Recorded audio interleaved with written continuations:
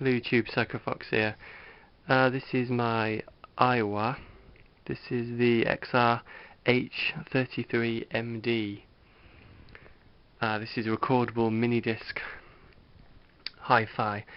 This is my brother's, and we used to have this in the house in 1998, and I used to use it really a lot to mainly to record mini discs, edit mini discs and stuff, which he was absolutely brilliant for.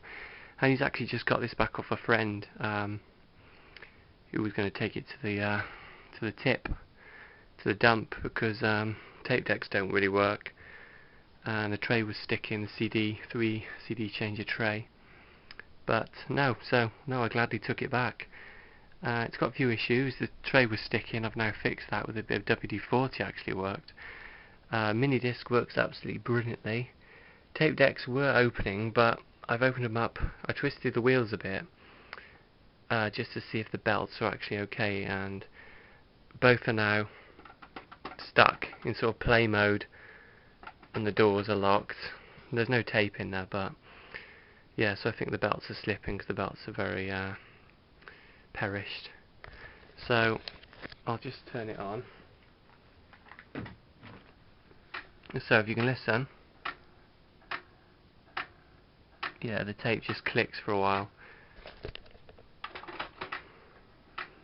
but as you can see, CD tray, which was sticking, now comes out perfectly. It's a really good stereo. This sound is absolutely fantastic. If we go on mini disc mode, let's show you. Got a mini disc here, excellent format. Shame it was ever discontinued, although you can still buy them.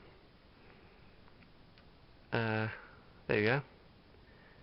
Got 18 tracks on there. It's just one of my brother's old rap compilations, DMX, Flesh of My Flesh and stuff like that. Yeah, so I'll just turn that off.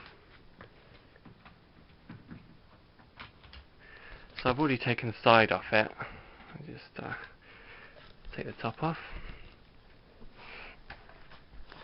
Just show you inside the thing here. So inside here we've got, that's the mini disc portion. If you can see at the back there, all those glints are capacitors. That's the main sort of logic board. Got the tape decks down at the back, and there's the belts, very loose and perished. You can get the door open by pressing on a little tab in there. The screwdriver gets the cassette door open, but then again it's still lodged in play mode, so there's not much point doing that. It's got actual got a cooling fan down the bottom, which is pretty cool. Never really heard that running, so yeah, I didn't even know it had a cooling fan. Got a transformer there. Not much to see really in here. Yeah, that's where all the action is at the moment. That's the only bit that's not working. I would really like to get that working. The dual cassette, it's run by one motor there, which is probably why they're both jammed up together.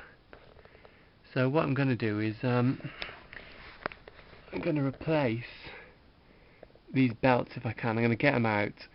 I have to cut them to get them out because there's no other way of getting them out. So putting new ones in is going to be tricky, but I'll cut them, measure the diameters of them, and try and get replacements. So we've got one that loops around this wheel up there into that white spindle. Another which comes up from the back of this wheel and loops around that white wheel there. And it's hard to see the other side, but pretty much the same except for that wheel's white on the other side. You just see the bottom of it in there. So yeah, that's what I'm going to do. I've cleaned up quite a bit. There was quite a lot of dust in here, but it's really good to get this back, especially as it was going to the tip, because it is a really good stereo. And even if I can't fix the tape decks, the mini disc and CD side of things works brilliantly. So yeah, I'm really happy about that. Because believe it or not, these things, recordable mini disc stereos such as this, are still worth a fair bit of money. So they go for quite a bit on eBay. So yeah, all in all, in good nick. for its age. 1998 this was purchased. Cost a couple of £100 as I remember. Remember I went for a slightly lesser model Aiwa without the mini disc and slightly less powerful speakers, and always regretted it, because these speakers on this thing were absolutely brilliant. They're up here, follow the wires. They're there, absolutely massive big speakers there. So yeah, I just thought I'd show you this. There's the little laser thing, you've got little LEDs there at the back. This is my Aiwa recordable mini disc stereo. Not 100% working, but yeah, I'll do an update and let you know how I get on with these cassette belts. So thanks for watching. Okay, so one other thing I forgot to mention, one other issue with this is the volume control. As you can see, turn it right and it goes up and then down, turn it left, which should turn the volume down, and it just goes up.